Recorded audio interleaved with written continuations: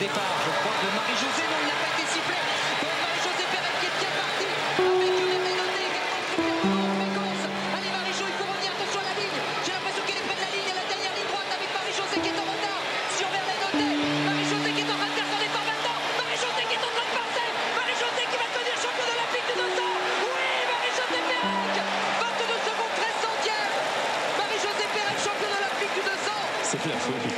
J'ai eu deux interrogations, Bernard, qu'il faudra résoudre très vite. Un, le départ de Marie-Jo qui est parti.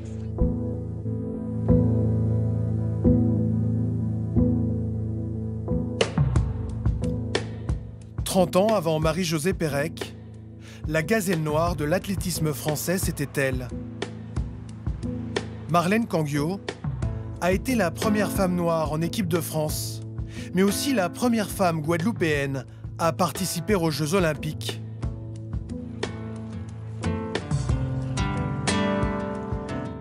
Marlène arrive en France pour la première fois en 1951. La métropole, elle en rêvait.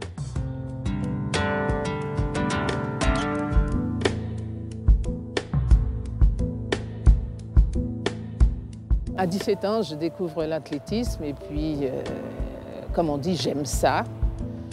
En 1960, je fais mon premier match international en tant que junior. Je suis championne de France UFOLEP en hauteur. Je suis championne de France sur le 80 mètres haies. Je suis passée en 3 ans de rien à un titre de championne de France junior. Au sein de l'équipe de France, Marlène est une athlète comme les autres. En 1960, je suis en équipe de France. Point final. Je suis guadeloupéenne, on n'en parle pas. Je suis française avant tout. La seule fois, une fois, je me suis sentie fière d'être noire, c'était au championnat d'Europe quand même. Je dois le dire en 1962. Lorsque je suis rentrée sur le stade, sincèrement, je savais qu'il n'y avait pas d'autre. Donc là, j'ai été fière de ma couleur, c'est vrai. En 1964, Marlène réalise enfin son rêve, être sélectionnée aux Jeux Olympiques de Tokyo. J'ai commencé à faire des performances qui pouvaient me permettre de participer aux Jeux Olympiques. Je savais que je ne serais pas médaillée. Cela n'avait pas d'importance. La seule chose que je pouvais faire, c'est ma meilleure performance aux Jeux. Au relais 4x100, nous avons terminé dernière, mais ce n'était pas grave. Enfin, personnellement, pour moi, ce n'était pas grave. L'essentiel, c'était de faire la finale. Être les 8 meilleurs du monde, ben, pourquoi pas? Il y a beaucoup d'athlètes qui n'ont pas eu la chance de participer à une finale. Marlène réalise sa meilleure performance en 1969. Elle devient championne de France de 100 mètres haies. Elle a maintenant en ligne de mire les championnats d'Europe. Pendant l'entraînement hivernal, j'ai commencé à ressentir des douleurs dans les muscles, des douleurs anormales. Et un matin, j'étais paralysée à la maison. Donc j'ai été transportée à l'hôpital. Et là, on a découvert que j'ai attrapé une sarcoïdose, qui est une maladie orpheline, donc, que j'ai toujours, qui se manifeste de temps en temps et qui se soigne par corticoïdes. Et j'étais devenue très fragile, c'est-à-dire que faire du sport devenait une épreuve brutale. Le muscle cassait comme du verre, on devient comme du verre. Joseph Maigret, qui était donc mon entraîneur, est venu me dire un jour, « Tu sais, Marlène, maintenant, il faudrait peut-être que tu penses à entraîner peut-être des jeunes. » Et lorsqu'il m'a dit ça, je me suis dit, eh bien, je pense que c'est le mot fin de mon histoire d'athlète.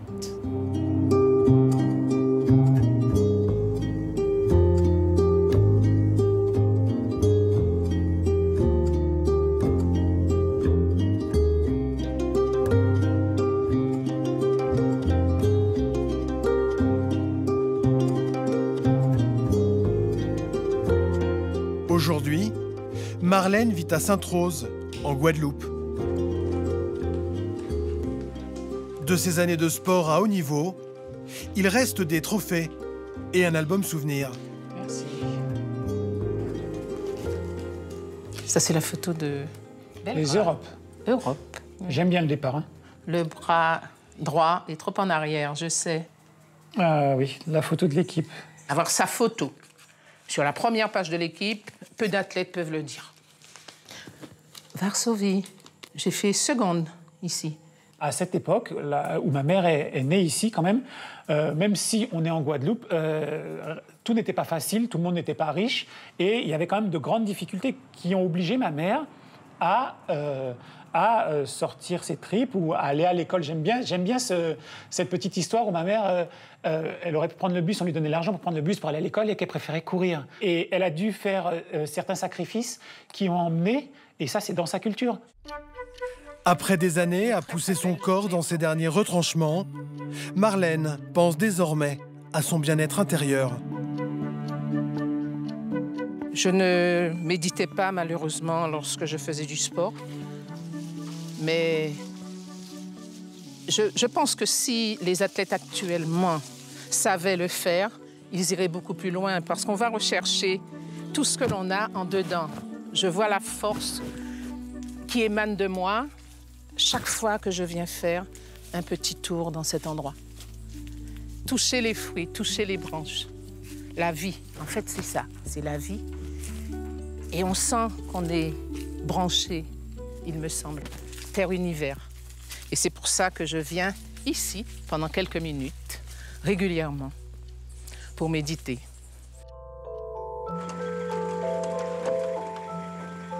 La championne a totalement changé de vie. Loin des pistes cendrées, elle se consacre à la terre nourricière.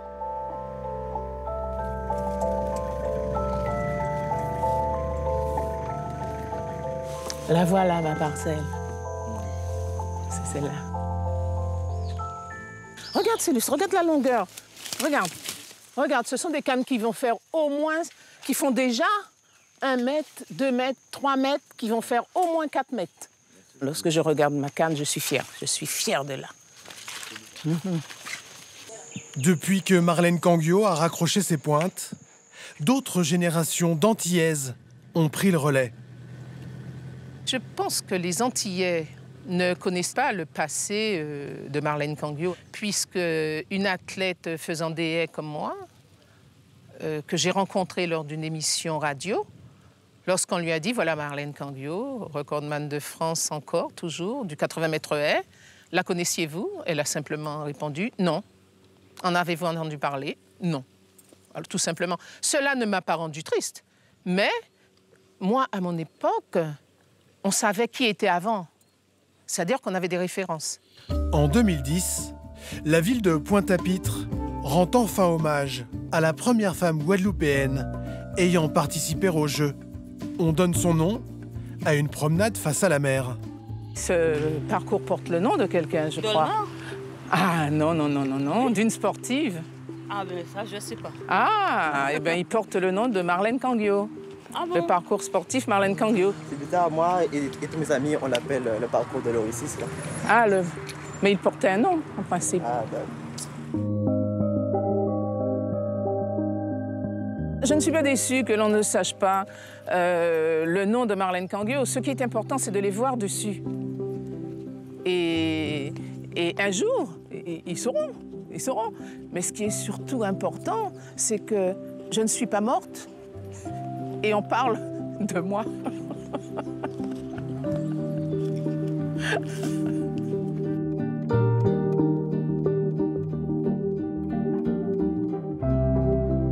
Je suis Marlène Canguio. J'ai fait tout ce qui était prévu, tout ce qui était écrit. Je suis bien. Je suis une femme heureuse.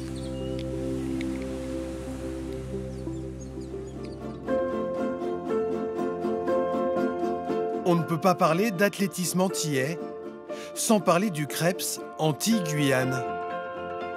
Depuis sa création en 1965, toutes les stars du sport antillais comme Pérec, Urtis ou Aron sont passées par ici.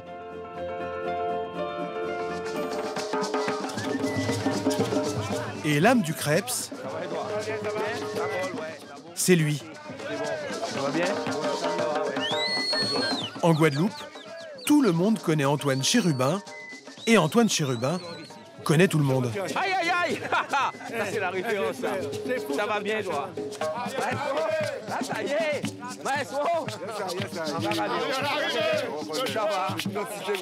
Oui, mais c'est bon. Ok, merci. Comme il faut. Mais si on vieillit, on peut dire, moi, c'est un cas là, pas bon. C'est ça. Mais tu peux jouer. Non, parce que là, moi, super rapide. Mais on tisse son. Merci. Sinon, tu vas bien. André, non. Son patrimoine de la Guadeloupe, un homme de culture de la Guadeloupe. Ça me fait plaisir. Merci. C'est bon.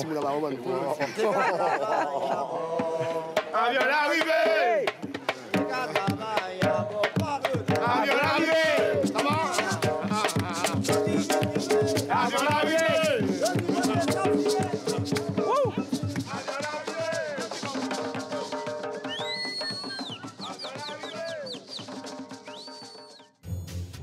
Antoine Chérubin a porté l'athlétisme entier à bout de bras. Pendant ses 50 ans de carrière, il a coaché 35 champions nationaux et internationaux et 9 sélectionnés aux Jeux Olympiques. Rosy Bacoul, première médaille française. Donc, Bacoul, cachette, l'ovale, nègre. C'est la composition de Los Angeles. La fine fleur du sprint français. C'est vrai que sa maison, c'était le Creps. Le Creps, le Creps. La maison ici, c'était après. Ça, c'est sûr que je passais en seconde position. Si je pouvais avoir la certitude que je meurs dans les 2 heures, je te dirais de m'emmener au Creps afin que je puisse m'asseoir dans la tribune et que je regarde de gauche à droite et de droite à gauche se défiler l'histoire de ma vie.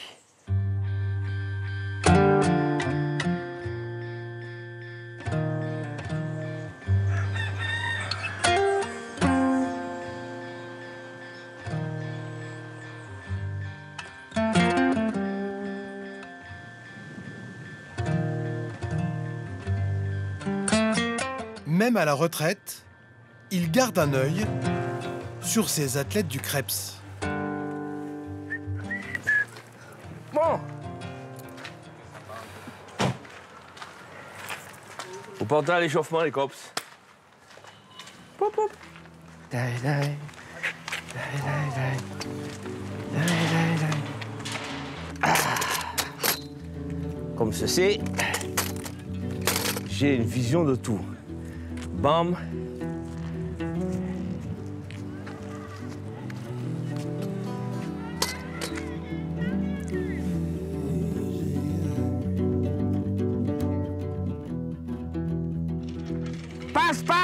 Passe. Non, c'est moins bien. Move. Bam, bam, bam, bam, bam, bam, bam, bam, bam, bam, bam, bam, bam, bam, bam, bam, bam, bam. Hé, monsieur, si mal. Avec coupé quoi, ouais? C'est comme ça qu'on se blesse si mal. Oui, tu relâches. De temps en temps, j'aime bien faire ça. C'est bien. Mais de temps en temps, j'ai ici, quand tu fais ça, relâche ça après. Là. C'est bon, mais c'est bien, c'est un petit tic. C'est pareil, Marie-Jo, c'était comme ça. Bon, bref, chacun son tic. Mais tu relâches après, relâche l'épaule. Voilà. Depuis les années 60, Antoine Chérubin assiste à l'évolution de la condition féminine dans le monde sportif. La société à cette époque, 1965, 68, 70, n'était pas encore prête à voir les filles. Parce que les femmes étaient, si on peut dire, destinées à d'autres tâches que de faire du sport. Hein?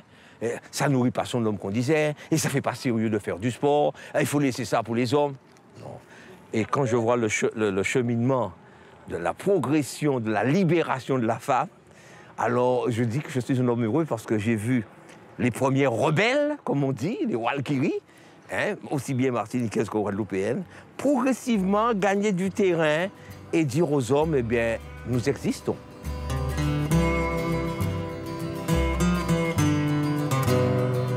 La première fille que j'ai repérée ici, c'était lors d'une compétition aux Abîmes. Je vois une qui arrive 5e. Je dis, tiens, celle-là m'intéresse. On me dit la première, je dis non, la 5e. Mais non, toutoune. C'est une fille de la campagne, elle court pieds nus. Et puis elle fait 5e. J'ai dit, mais elle a de la qualité. Et c'est comme ça que la carrière de Raymond Nègre a démarré. Double championne de la Caraïbe en battant Merlin Oteil. triple record du monde de France, 100, 200, 400. 2 Jeux Olympiques, Moscou et surtout Los Angeles. J'ai eu mademoiselle Rosie Bacoul. Elle a été rejetée par l'équipe de France à 28 ans, disant qu'elle était trop vieille et qu'elle avait gagné quand même sa sélection pour Moscou. Elle était en balance avec Véronique Gandrieux. On a préféré Gandrieux. Nous l'avons récupérée en Guadeloupe. Elle a repris l'entraînement. Et 2 ans après, elle a été pendant 3 années d'affilée championne de France en 200. 11-16, 22-58. Ensuite, ce qui me plaît de dire qu'avant Rosie Bacoul, aucune athlète française n'était montée sur un podium en sprint international.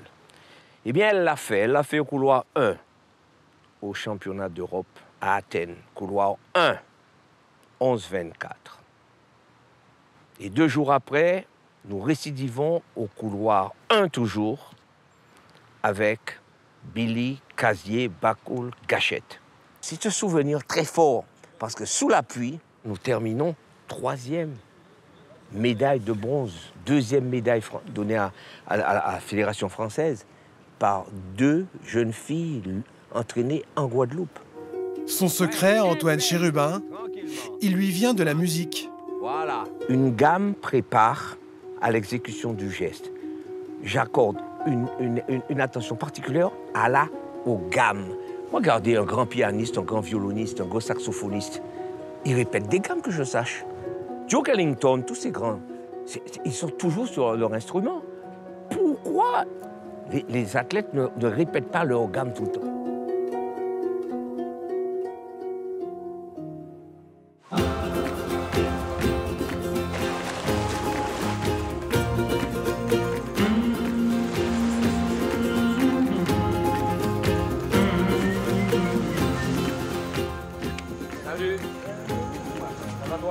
J'ai des fondamentaux. Et les fondamentaux, ce n'est pas une accumulation, ce sont des gestes qui sont indispensables à la course. J'ai entendu, c'est parti. Effacer le sable en dessous. Et je regarde devant moi. Il n'y a pas d'euro par terre, hein? Pas ni ça, hein? On va dans l'eau, montée de genoux, grande fente avant, ouverture griffée dans l'eau. Mais vous faites des petites séquences. Les gammes dans l'eau, c'est quelque chose d'exceptionnel. Ça leur permet déjà de profiter des oligo-éléments de la mer, parce qu'il faut savoir que la mer, c'est pratiquement un médicament. Balance tes bras, Jessie. Balance tes bras, voilà, ça c'est bien. Il n'y a pas de récupération là. C'est la dernière ligne droite. Prêt? Boum! Nous avons le soleil, nous avons la mer, nous avons la montagne. Nous avons tout. Ce qu'il y a maintenant, c'est la volonté qu'il faut. Léonicia, t'occupe pas. Valentin, Augustin, faut pas partir. Buvez un petit peu d'eau, léger, gargarisez un petit peu. Et puis vous allez là-bas, en file indienne, on balance.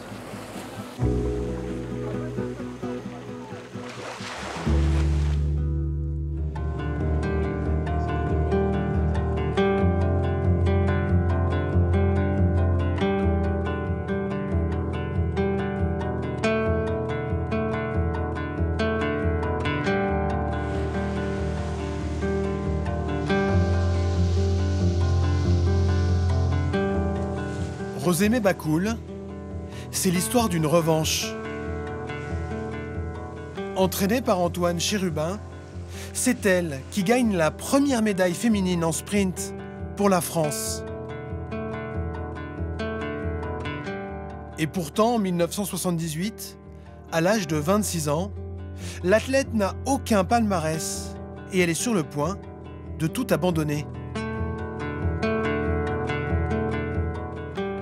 J'ai rencontré M. Chérubin et à partir de là, Rosie a refait une deuxième carrière. Si je suis devenue ce que je suis, bon, c'est grâce à ces entraînements, c'est grâce à notre, je dirais, notre confiance. Grâce aux méthodes du coach Chérubin, en 1983, Rosie est triple championne de France du 100 mètres et du 200 mètres. Je lui dois, et je vais le répéter, je lui dois beaucoup. Je peux dire que ça a été quand même un père je ne dis pas spirituel, mais c'est un père qui m'a remis sur les rails parce qu'on m'avait déjà dit que j'étais finie. Et je commence à frôler les pistes d'une autre manière, puisque je n'étais pas du tout éliminée dans les séries, mais par contre, j'étais parmi les premières. D'où une éclosion ou une explosion, comme on peut dire. Sa plus belle médaille, c'est le 9 septembre 1982 à Athènes, lors de la finale du 100 mètres féminin. Bakoul donne à la France sa toute première médaille féminine en sprint. À 80, peut-être même à 90 mètres de l'arrivée, j'étais quand même en tête. Donc j'ai été quand même dépassée par les deux Allemandes. Et quand j'ai vu sur le tableau électrique que je fus 3e, c'est vrai que j'ai explosé intérieurement parce que je ne suis pas quelqu'un qui est très expansif. Je me suis dit, ah mon Dieu, j'ai réalisé ça, je suis arrivée 3e. Alors j'étais heureuse.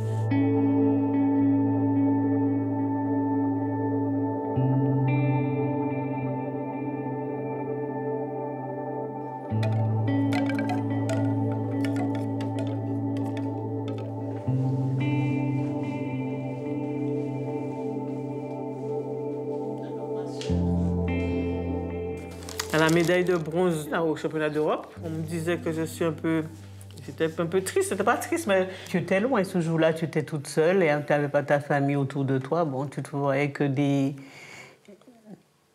comment dire? Les étrangers. Les étrangers autour de toi, c'est pas évident. Quelquefois, je me suis posé la question, pour une petite Française comme moi, qu'est-ce que je faisais parmi ces vedettes? J'avais fait 11-15, le temps de 11-15 sur le podium, après quelques athlètes de l'Allemagne de l'Est. Donc, c'est déjà pas mal. Avec du recul, je me suis dit, mais effectivement, Rosémée, tu as été une athlète qui était forte.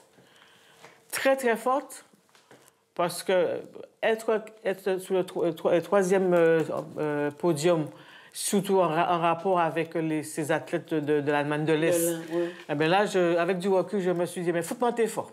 Sans dopage, sans rien, t'es bon. En juillet 1984, Chérubin annonce la retraite de Rosémée Bakoul. L'athlète fulmine.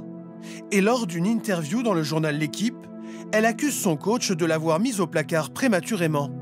C'est comme un couple, hein, vous savez, il y a des moments ça va, le succès, il y a beaucoup de succès, il y a des choses. Et puis il y a un petit grain de sable qui passe dans l'engrenage et puis les choses explosent. Beaucoup de bruit pour rien. Car quelques mois plus tard, Rosémée met fin à sa carrière et rentre définitivement en Martinique. D'une manière générale, je pense que les Antilles ne sont pas du tout reconnaissants envers leurs ancêtres sportifs. Herman Ponzo, c'est pas avant sa mort qu'il a été honoré, il a été honoré après. Moi, j'aurais bien souhaité qu'on m'honore avant ma mort. Là, on est en train de passer devant le stade de Herman Ponzo. Lui, il a son stade. Canguio, en Guadeloupe, a son sentier de santé. Chérubin a son plateau sportif. Moi, je n'ai rien.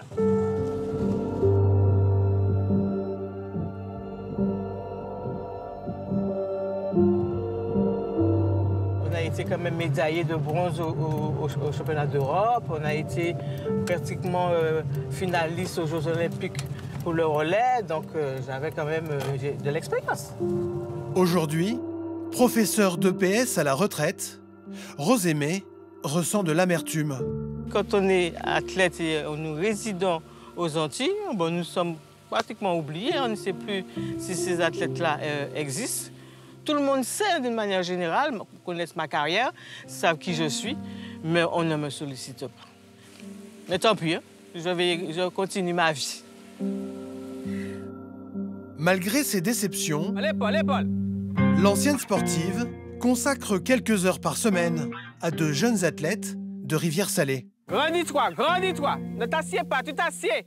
Allez, passe encore. Allez, c'est pas mal, c'est pas mal, c'est pas mal. Allez. Ouais. Dans ma vie, c'est vrai que j'ai pas eu ça n'a pas été toujours rose. Mais j'ai trouvé des gens qui, sur ma route, qui m'ont aidé, qui m'ont poussé, qui m'ont incité à mettre en exergue mes compétences et mes possibilités. Donc maintenant, quand je vois qu'un jeune a ces mêmes possibilités, a ces mêmes compétences, je trouve naturel que je sois là pour aider ce jeune. Et en particulier Séverine, parce que Séverine ressemble à la petite Rosémie que j'ai été, un peu timide, un peu réservée. Et j'ai vu chez elle qu'elle a cette motivation, qu'elle a envie de devenir une grande championne. Donc c'est tout naturellement que je veux l'aider. À ces 2 petites minutes, je vais te montrer quelque chose. Tu vois, ce cahier-là, il m'a suivi pendant toute ma carrière sportive. C'est mon petit trésor. En 1976, j'ai fait une séance. J'ai fait 3 fois 250 en 36,1, 36,2 et 36,8.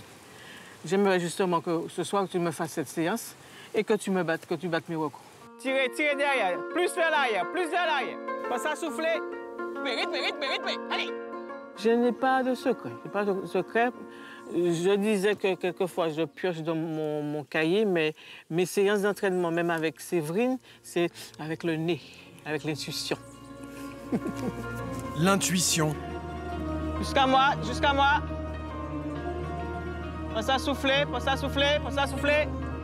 Et savoir déceler le potentiel qui feront de certains athlètes des étoiles. C'est pas mal. C'est sans doute la principale qualité des faiseurs de champions. Retour en métropole, à la Seine-sur-Mer, dans le sud de la France. C'est ici que vit Jacques Piacenza, ancien entraîneur. Avec lui, de nombreuses athlètes antillaises ont atteint des sommets. Les premiers grands titres internationaux de Marie-Josée Pérec, c'est à lui qu'elle les doit.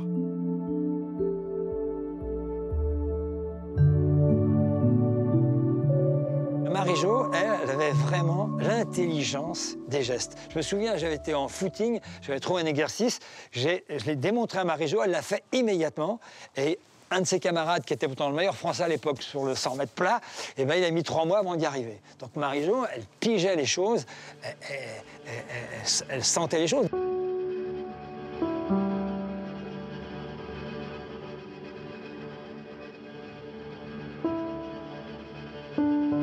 Marie-Jo Pérec, avec le talent qu'elle avait, à 23 ans, elle n'avait encore jamais rien gagné. Colette Besson, à 22 ans, elle, aux Jeux de Moscou, de Mexico, elle est championne olympique. Marie-Jo, à 20 ans, comme Boubka, elle aurait dû tout gagner. L'entraîneur décèle l'instinct de Marie-Jo. Elle a les jambes, tout ce qui lui manque, c'est un entraînement adapté. On a vraiment commencé à travailler en février 91. Et déjà, en août 91, elle est championne du monde. C'est vraiment fabuleux.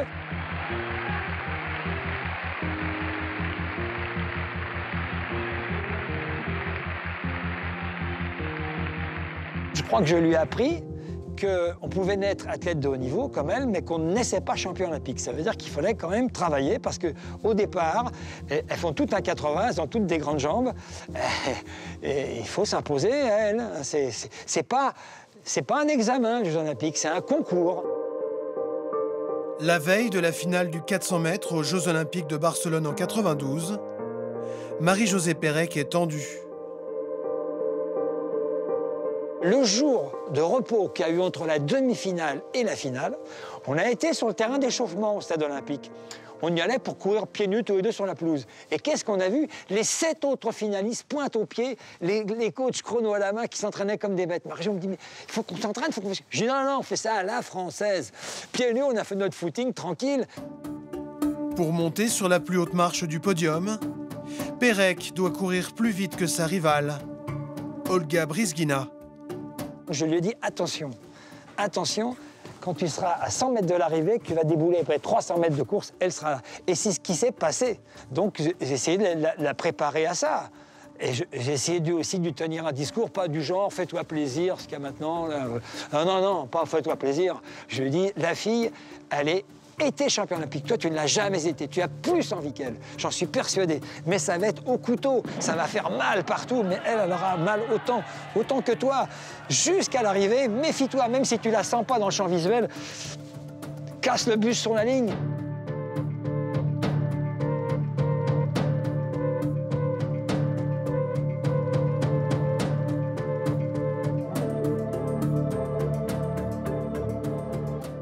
Elle a fait 48,83.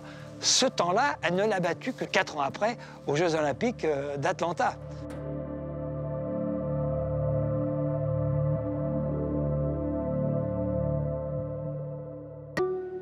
En 1994, Marie-Josée Pérec et son entraîneur mettent fin à leur collaboration. Piacenza n'emmènera pas son athlète sur le podium des Jeux Olympiques d'Atlanta.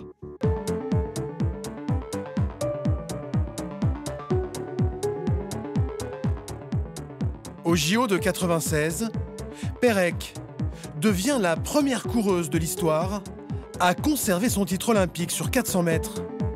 Et elle ne compte pas s'arrêter en si bon chemin.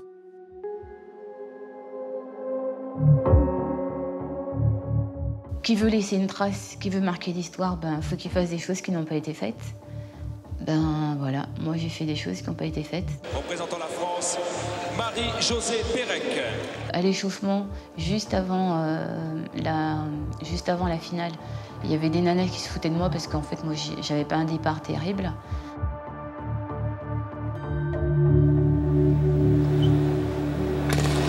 Faux départ, je crois. Marie-Josée, non, il n'a pas été sifflé.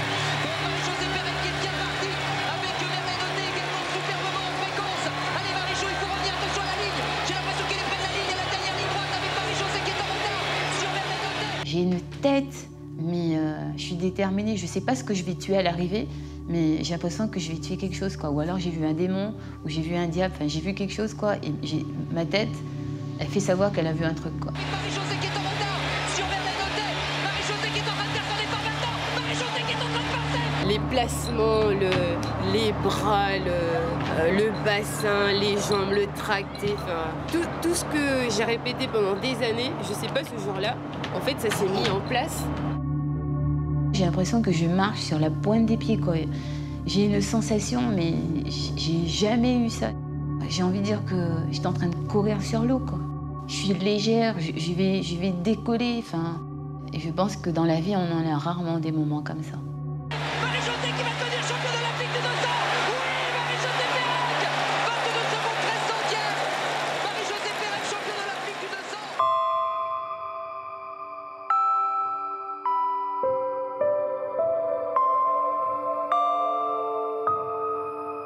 À cet instant, triple médaillée olympique, Marie-Josée Pérec devient la plus grande championne française de tous les temps. Adulée ou controversée, son palmarès met tout le monde d'accord. Elle a réussi, avec l'Américain John Smith, un doublé 400-200 que moi, je n'aurais jamais même osé rêver. Par contre, moi, je rêvais vraiment qu'elles battent le record du monde du 400 mètres, qui est vraiment le record du dopage. Alors ça, j'aurais vraiment aimé le record du système politique en RDA, où on utilisait les sportifs pour montrer la valeur du régime. Ça, j'aurais aimé qu'elle le batte, celui-là. Je pense qu'elle était capable. Moi, c'est mon regret, mais enfin, on ne peut pas regretter d'autres choses.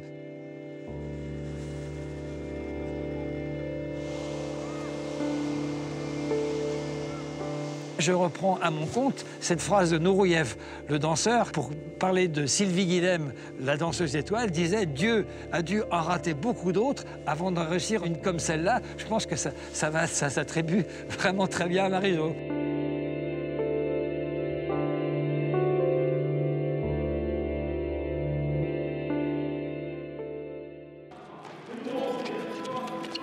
La salle de l'US Créteil, en région parisienne. Ça va ?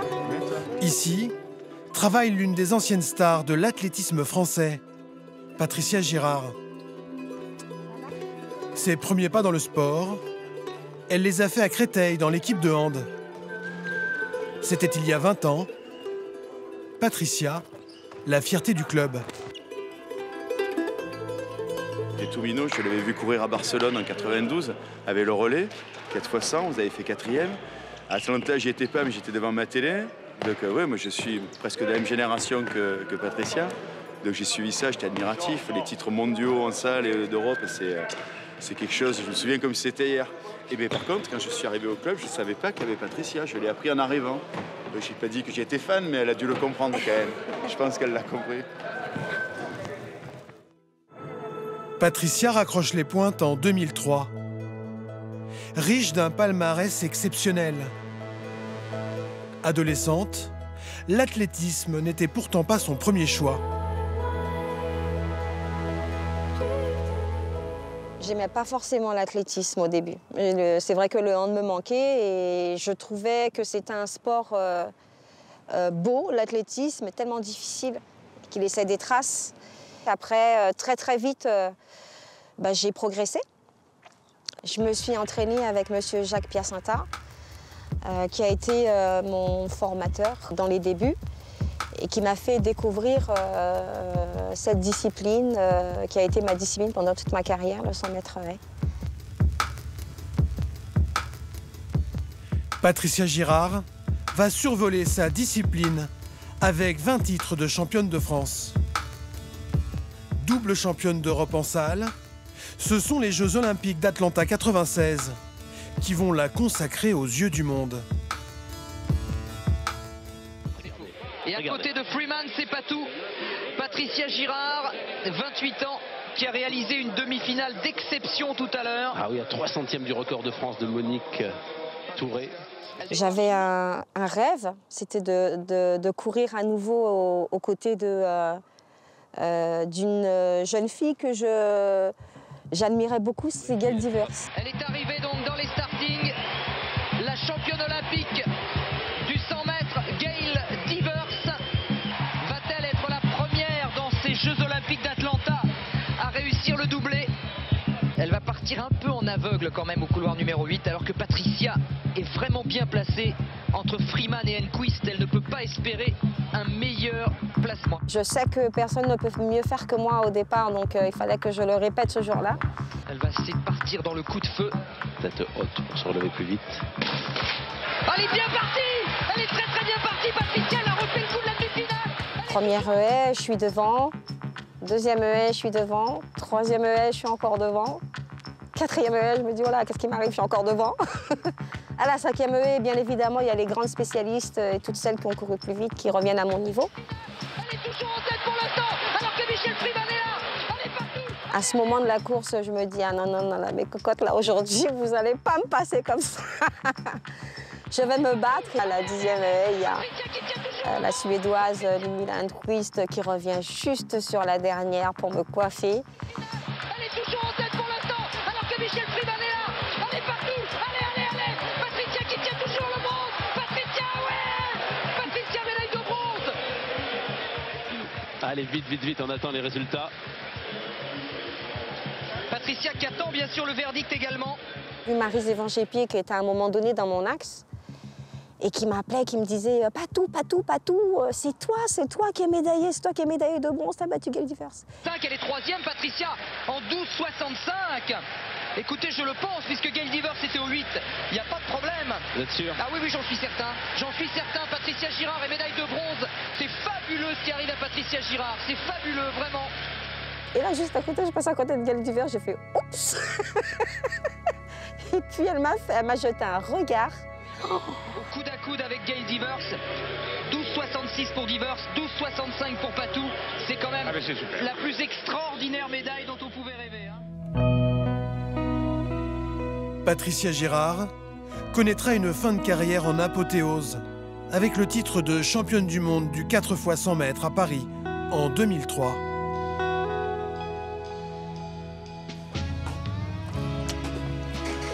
Ça va les bébés? Tu as mis ma photo? Tu as mis ma photo? Quelle photo? Sur WhatsApp. Avec ton poisson frit là? Bien sûr, j'ai vu. Elle est aujourd'hui coach d'une équipe d'une dizaine d'athlètes. Quand tu veux, Gégé. Allez Gérard, allez. Allez Gégé, allez. Tous des espoirs. Allez Gégé, allez. Certains qualifiés pour les championnats de France. Allez Gégé, allez, te désunis pas. Allez. Une coach attentive et très exigeante avec sa petite troupe. Allez Marvin. 15 secondes, Gégé. jeune, allez. Te précipite pas, Timo, tu danses dans tous les sens, là. Tiens tes appuis, allez. Tous les détails sont scrutés et corrigés par l'œil de l'experte. Allez, Marvin, allez. Avec une certaine fermeté. Encore. Et beaucoup de bienveillance. Freine pas comme ça, brusquement. Hein? Prends ton temps pour freiner un petit peu. En fait, avant j'étais dans un club plutôt moyen. Je venais à l'entraînement un peu en blaguant, quoi. Et là, ça a changé d'un coup. Et pas ça, c'est strict. On n'est pas là pour jouer, quoi. Je sais que c'était une athlète de haut niveau qui a fait les mondiaux, tout ça, en relais et en 100 mètres haies. Donc voilà, c'est un honneur un peu de m'entraîner avec elle.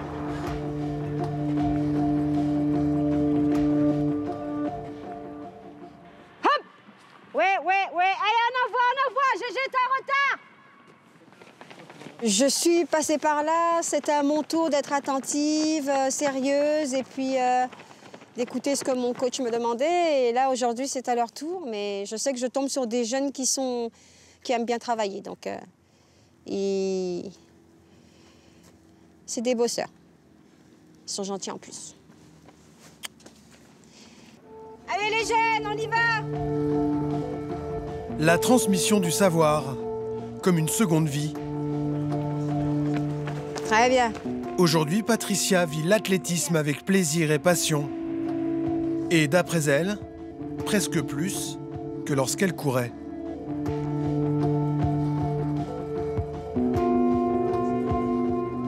Une autre athlète d'origine guadeloupéenne vient elle aussi d'entamer une seconde vie. Muriel Urtis. Son programme quotidien reste intense. Elle mène de front sa vie de mère, d'étudiante et multiplie les activités. Sa notoriété, son palmarès hors norme, lui ont ouvert des portes.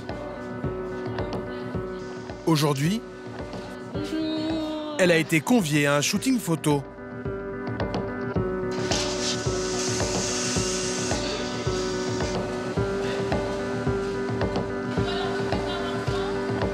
Muriel, c'est l'un des plus beaux palmarès de l'athlétisme français.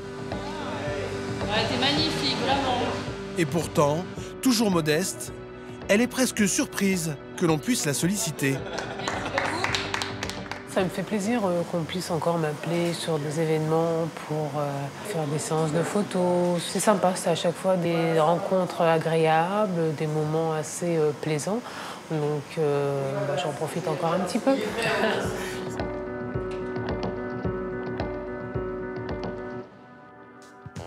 Ici les Moulineaux, aux portes de Paris. Bonjour, ça va? Allez, je vous laisse faire le footing, on se rejoint. 4 fois par semaine, Muriel regoute au plaisir des pistes en tartan. J'ai fait mon temps. Aujourd'hui, j'ai peut-être plus la passion ou la motivation de me retrouver sur la piste et de m'entraîner comme auparavant. Je ne suis pas que quand je fais quelques gammes, ressentir le tartan sur la piste, c'est encore agréable. Hein. Je prends du plaisir, mais de là à faire des séances, c'est différent. Ça va? Ouais, on va commencer les étirements. Ok, on va prendre son pied, on va le ramener à la fesse. Des journées qui s'enchaînent au rythme d'un marathon. En tout cas, bravo, super, vous avez fait une belle séance. Plus que d'une course de relais. Et un emploi du temps qui s'achève rarement avant 21h. Coucou. Ça va et toi? Ça a été ta journée? Oui, ça a été, ça s'est bien passé. Qu'est-ce que t'as fait de beau aujourd'hui? Oh, plein de choses. Ah ouais? Bonjour, papy. Petite visite à Bobigny, en banlieue parisienne, où Muriel fait l'admiration de ses parents. Ça fait des souvenirs, hein? Ouais, c'est en 2003. Ouais. Vraiment. Comment j'étais hystérique dans la tribune. Allez, Muriel! Vous étiez 4, mais j'étais allez, Muriel! Allez, Muriel! Ouais. Et puis tous les Antillais là, qui étaient là, Guadada!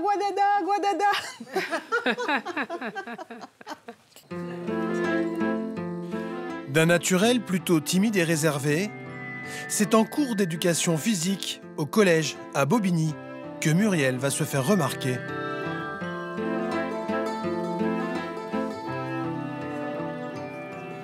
Tu te souviens à l'ACB de Bobigny quand tu gagnais tous les garçons? Et Monsieur Royer. Qui m'a détecté et qui m'a permis de faire de l'athlétisme. Et grâce à lui, j'ai découvert ma discipline. Et là, tout commence. Là, je suis pris de passion et là...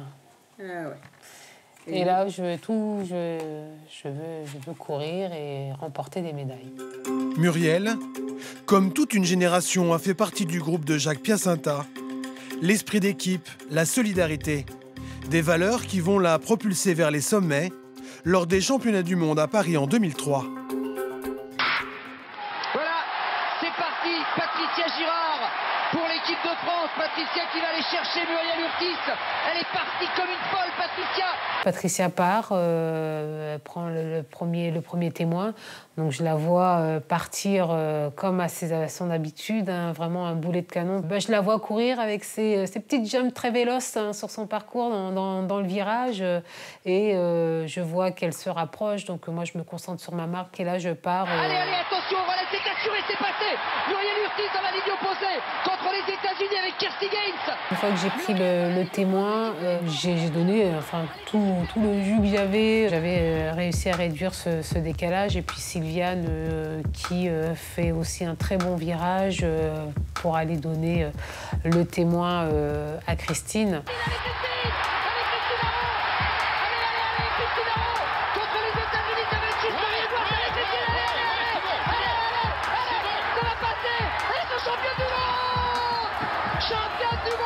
J'ai pas réalisé tout de suite que j'étais championne du monde. Il y a eu un petit laps de temps assez court, hein, bien sûr, puisque quand j'ai entendu tout le stade en effervescence, l'ambiance qui criait, les bleus, bravo les bleus. Enfin, ça a été vraiment un moment inoubliable hein, pour moi. Extraordinaire! Girard, Urtis, Félix, Aron pour être championne du monde, Muriel Urtis, qui était déçue de son 200 mètres, Muriel. Elle était déçue. On était toutes originaires des îles, hein, il y avait 3 Guadeloupéennes et une Martiniquaise, Sylviane Félix. Donc ça, c'était aussi une fierté hein, pour nous hein, de représenter ce relais de l'équipe de France. Toutes ces femmes qui ont su porter les couleurs des Antilles ont aujourd'hui leurs héritières. À commencer par la Guadeloupéenne, Héloïse Le Sueur.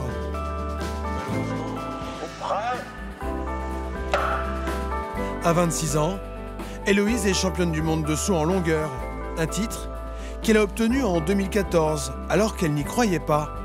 6 mois avant les mondiaux, elle se sait blessée mais décide de participer à une compétition. Voilà, on va à New York. Renaud, c'est trop marrant parce qu'il vient avec sa femme. Moi, je suis venue avec mon conjoint. Enfin, c'était vraiment ambiance super détendue où on prend beaucoup de plaisir. Mais c'est pas vacances, hein, mais ambiance très détendue. Et là-bas, Hello, la petite Hello, elle arrive, tac tac. Elle place un petit saut à 6,86 m. Et là, Renaud, il dit qu'est-ce qu'on fait? Je dis c'est évident, on y va.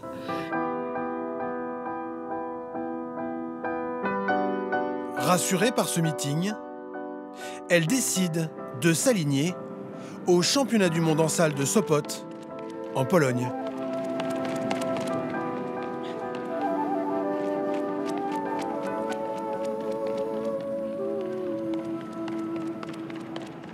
Concours de folie. Très gentille concurrente qui sort un très joli saut à 6,81 m. J'installe mes marques. Je commence mes premières courses d'élan, je me sens vraiment très bien, je me sens à l'aise, je sens que ce championnat va prendre une tournure particulière. À ce 5e essai, je me dis, c'est celui-là. Il faut que je le place là parce que je ne suis pas la reine du 6e essai, donc c'est maintenant qu'il faut que je sorte le saut. Donc là, je pars, donc c'est la phase de poussée.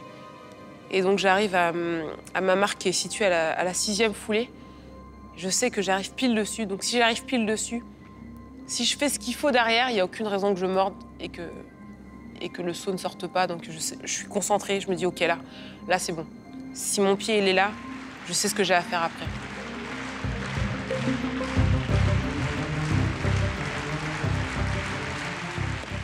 Et ça se passe exactement comme je le souhaitais. Je sors le saut qu'il faut, je sors du sable. J'entends mon entraîneur qui est content, mais comme s'il se dit c'est pas fini. Et donc là voilà, ils affichent 6,85. Je me dis ok, j'ai pris la tête du concours, mais c'est pas terminé. Il y a encore un dernier essai. Et là je sais pas ce que je dois faire, je sais pas si je dois la regarder. En même temps, il y a toutes les caméras qui arrivent parce qu'ils savent que, c'est officiel, je suis au moins vice-championne du monde, c'est sûr, sauf si elle me répond. Donc voilà, fallait voir, fallait attendre. Et là, je la vois sauter et je sais que là où elle atterrit, il n'y a pas plus de 6,80 m. Elle fait 6,77 m, je crois. Et là, je me retourne vers mon entraîneur, je me dis, c'est pas possible. Je l'ai fait, c'est pas possible, c'est pas possible.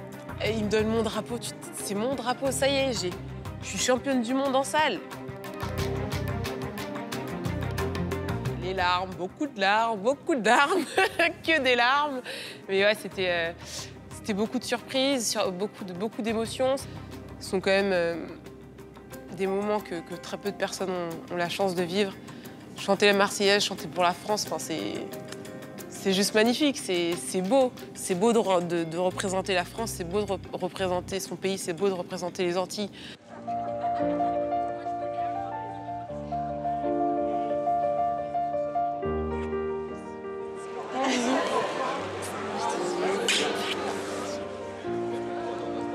Je suis la fierté de mes proches, de mes parents, de ma famille et de ceux qui m'ont entourée depuis le début.